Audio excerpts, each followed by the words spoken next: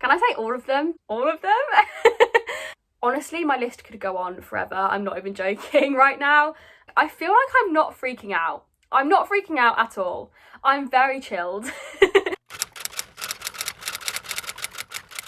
Hello everybody and welcome back to my channel. I hope you're all well. Today I am filming a video that I am super excited about, and it is the mid-year book freakout tag.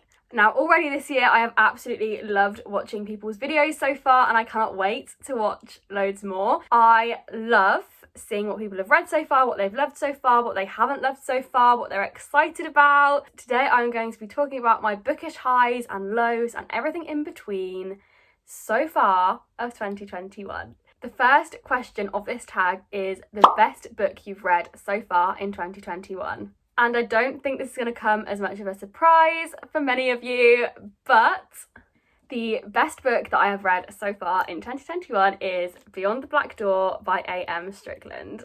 I feel like there was no suspense there. That was a very obvious choice. I've had a great reading year so far, and I've read a lot of books that I have loved already so far, but this, it just stands out in a way that nothing else has.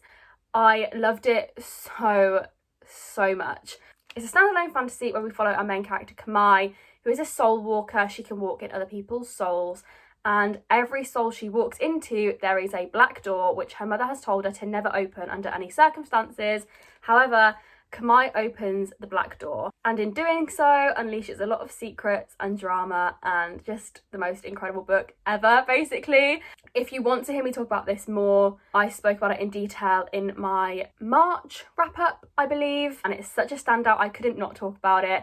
It really has blown me away. It really is the best book that I have read so far this year. The next category is the best sequel you have read so far in 2021. And this is a tricky one because I've actually read a couple of really good sequels this year, so I am going to cheat a little bit and show you a couple that I've really enjoyed. The first one being Girls of Storm and Shadow by Natasha Nyang. Now, I read this for a reading vlog. This book was just phenomenal. It is the sequel to Girls of Paper and Fire, and it is the second book in a trilogy. And whilst I went into it thinking that I would really enjoy it, it just totally blew me away. It was incredible. And I loved the first book, but there was just something about this book that I loved even more. There was more of a quest, there was more of a journey, we met more side characters. I just adored it. I haven't cried the way I did at this since reading this. Yeah, it destroyed me. It was phenomenal, and it has made me so excited for the third and final book in the trilogy. And then on the complete opposite end of the scale of genre and mood, we have Actual Age Eve Brown. Now, I actually read Dani Brown this year as well. However, Eve Brown has by far been my favourite sister and book of this Brown Sisters trilogy. I had to mention it as favourite sequel because it was just amazing. It's just one of the most heartwarming, feel-good romances you will ever read. I gave them all 5 stars, so like I love them all, but there was something about Eve Brown and Eve Brown's story that I just loved. Question 3 is a new release that you haven't read yet but you want to. All of them. I'm a sucker for a new release. I just absolutely love it. I love like that feeling of being one of the first people to read a book, like it's brand new. I love it.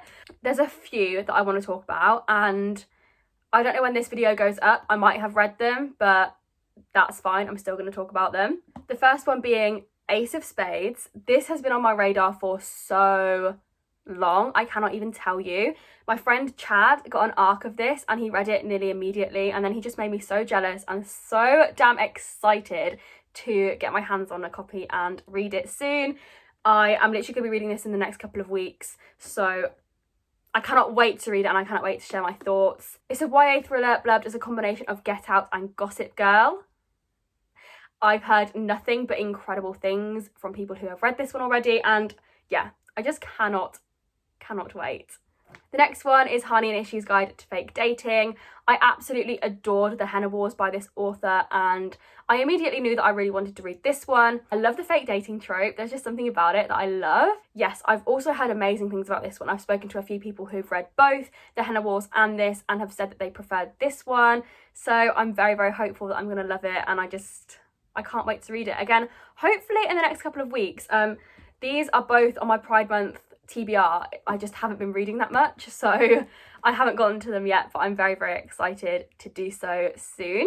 Another one I'm going to be reading literally, I think I'm going to be picking this one up next, so by the time this video goes live, I'm probably going to be reading it, and it is One Last Stop by Casey McQuiston. I have been buzzing about this ever since finishing Red, White and Royal Blue. I have seen a lot of people reading this and absolutely loving it. I think the vibes are quite different to Red, White and Royal Blue. I've seen people like crying about it, which I love. I love when a good book makes me cry. So yes, I'm going to be reading this very soon and hopefully vlogging it. And finally, The Prison Healer by Lynette Noni. This is one that I got in the April Fairy Loot box. I'm usually really good at reading my Fairy Loot book like the month that I get them, because I just have this complex that, like, if I'm paying that amount of money for a new release, then I need to actually read it as a new release.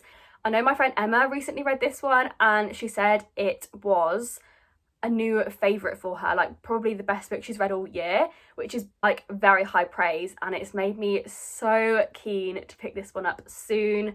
Question 4 is the most anticipated release for the second half of the year. Once again, there are a lot. Like, I'm not joking when I say there are a lot of books that I cannot wait to get my hands on.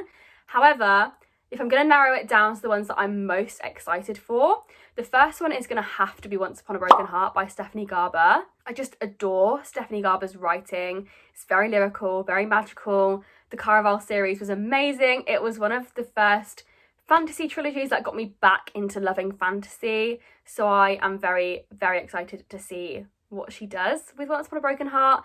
I know it's set in the same universe as Caraval, but with a new cast of characters and a completely separate plot. You don't have to have read Caraval to read the new book, which I love, and I'm very, very excited for it. I'm also super excited for Girls of Fate and Fury. This is the third book in the Girls of Paper and Fire trilogy. This one is so highly anticipated for me. I just know that it's going to be the most incredible finale to the most incredible like book series that I've read. They're literally some of my all-time favourite books at this point, and I cannot wait to finally have a third book so that I can say categorically that it is my favourite series. I feel like I can't say that yet though, because I haven't read the last book, but I'm super, super excited for that one. A couple of other sequels we're getting that I just cannot wait for is Redemptor by Jordan F. Waco. It's the second book in the Raybearer duology. I've waited a whole year for this because I read Raybearer so early after it was released, so I cannot wait for it. I hope it doesn't disappoint. I'm hoping that it's going to be like a really climatic finale. And also The Sisters of Reckoning, which is the sequel to The Good Luck Girls. Again, I'm super excited for that one for the same reasons. I loved The Good Luck Girls when I read it in February, so I have high hopes for the second book in this series. Question 5 is the biggest disappointment so far of the year. Okay, there have been a couple that have disappointed me. The first one being Greenwich Park by Catherine Faulkner. I was really keen to read this one because I don't read that many thrillers. So when I do, I make sure to try and pick thrillers that are really gonna thrill me.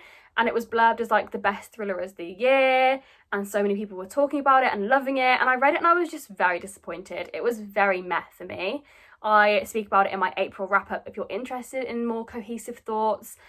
But yeah, it just wasn't the thriller I was hoping it to be, and it disappointed me, unfortunately. Question 6 is the biggest surprise.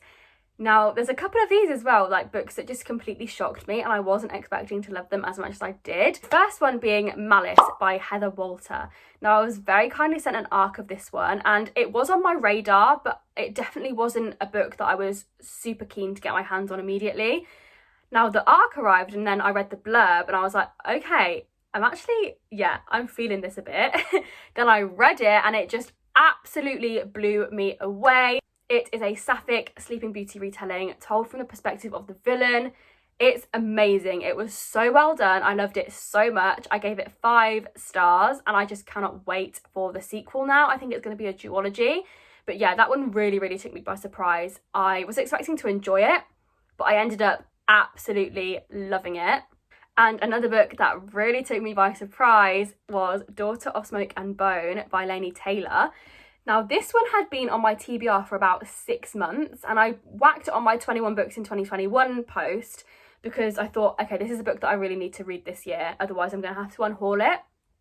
I'd heard a lot of mixed opinions. I was very skeptical going into it, and I absolutely adored it. Like, this is very quickly becoming one of my all-time favourite series. I just need to read the 3rd and final book, and I'm putting it off because I'm very scared about it. But yeah, this book in particular, I mean, I love book 2 as well, but this book really took me by surprise. I really was not expecting to love it anywhere near as much as what I did. Question 7 is your favourite new author. Now, this is a tricky one because I feel like it's a bold claim to like label someone as your favourite author. The first one I'm going to say is Helly Acton. Now, I read The Shelf right at the beginning of the year, and that's another one that really took me by surprise, actually. It's a contemporary rom-com. It's set in like a reality TV show. It's so feminist. It's so feel-good. It was hilarious and I loved it. So because I loved that one, I was super excited for her new release, which was The Couple. And yeah, I loved that book so much. I rated both The Shelf and The Couple 5 stars, or like a very, very high 4 stars.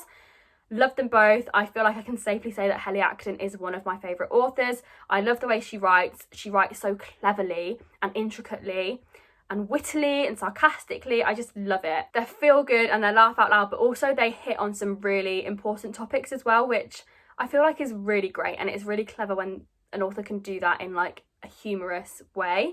So yes, Helly Acton for sure. The next question is your newest fictional crush. Now, I find this really hard because I don't tend to like crush on books, I'm not gonna lie. I'm gonna say Rowan from In the Ravenous Dark because she is Woman Crush Wednesday. I literally loved her. Rowan could do no wrong in my eyes, even though she was a very morally grey character, but I loved that. In the Ravenous Dark is also one of my all-time favourite books now, also by A.M. Strickland. Yes, I'm going to say Rowan. So I feel like I've kind of answered this next one in the last question as well, and it's newest favourite character. I'm also going to say Ideen from Not My Problem by Kira Smith. I just loved her character. It was a beautiful story to read about. I loved her journey. She was funny, she was witty, she was vulnerable. I really liked her character and the journey she went on. And then I'm also going to say the Brown sisters. Even though I read Chloe Brown in December last year, she still features in all the Brown sisters books. So like, they're not really new favourite characters, but okay, a new favourite character I'm going to say is Eve Brown, even though I loved her before, but now I love her even more than I ever loved her before. She's just amazing. I love her. Question 10 is a book that made you cry. Now, I don't cry that much at books, but Girls of Storm and Shadow made me sob. Like, I sobbed at that book. I'm trying to think of like another book that made me cry, but In the Ravenous Dark made me cry as well. Yes. And you know what? I feel like if a book can make me cry, it probably will be one of my favourite books, because I don't cry that often. So like, if I cry at a book, it's because I've really like felt the emotion of the book. Question 11 is a book that made you happy. Now, can I say all of them? Because all of books make me happy. But if you want like books that categorically made me happy, I've got to talk about the Brown sisters again. Dani Brown and Eve Brown, they both made me incredibly happy. Camp by Elsie Rosen is one of the most feel-good books I've read all year. Also, Me, My Dad and the End of the Rainbow. That is such a cute middle grade. Yes, made me happy. And oh my god, I've got to mention it. The House in the Cerulean Sea, of course. That book made me so damn happy. Question 12 is the most beautiful book you have bought or been gifted this year. And since becoming a Fairy Loot member, I have gained a few beautiful books. So I'm going to have to say The Prison Healer is one of the most beautiful books that I own. So the sprayed edges are just stunning, and it's underneath the dust jacket where the magic really happens. So yes, I feel like that is the most beautiful book that I have gained this year. What books do you need to read by the end of the year? Okay, a lot. In terms of my reading goal, I am well on track. I'm definitely not worried about quantity at the moment. My original reading goal was to read 50 books this year. We are in June and I've read 61, so I'm doing well. I have upped my goal to 100 books, and Goodreads is telling me that I am 16 books ahead of schedule to hit 100 books by the end of the year. My reading has definitely slowed down in the last couple of months. That is absolutely fine. Life is slowly getting back on track, and you should never beat yourself up because you're reading less than you were, but also you shouldn't feel guilty if you're reading more than you were. Like, that's also great. But in terms of goals, I am well on track to hit 100 books this year, which is just absolutely crazy to me. Like, it's out of this world, the fact that I might read 100 books in a year. In terms of books that I want to read before the end of the year, there's a lot. A few of the ones that I'm desperate to read are Beneath the Citadel. I'm currently reading Fire with Fire by Destiny Soria, loving it, so now I want to read their backlist. Cryer's War, The Mermaid, the Witch and the Sea, Sorcery of Thorns, and We Set the Dark on Fire. Very excited for all of those. I also need to finish the All the Stars and Teeth duology. I really want to read Malibu Rising. I'm so excited to read that one. I should have mentioned that earlier for a new release. Honestly, my list could go on forever. I'm not even joking right now. So yes, overall, there are a hell of a lot of books that I'm incredibly excited to read before the end of the year. And I cannot wait to share those books with you and share my love of them. And hopefully I will love them all. So that was the mid-year book freakout tag. I feel like I'm not freaking out. I'm not freaking out at all. I'm very chilled. I'm on track for my goals, but even if I don't hit my goals, I'm not going to stress about it because I read for fun. If you have made it this far, leave a love heart in the comments. If you did enjoy this video, please make sure to give it a big thumbs up. It really does mean the world to me. And please consider subscribing to my channel if you haven't already done so. I do post bookish content regularly. Thank you so much for watching this video, and I'll see you all in the next one. Bye!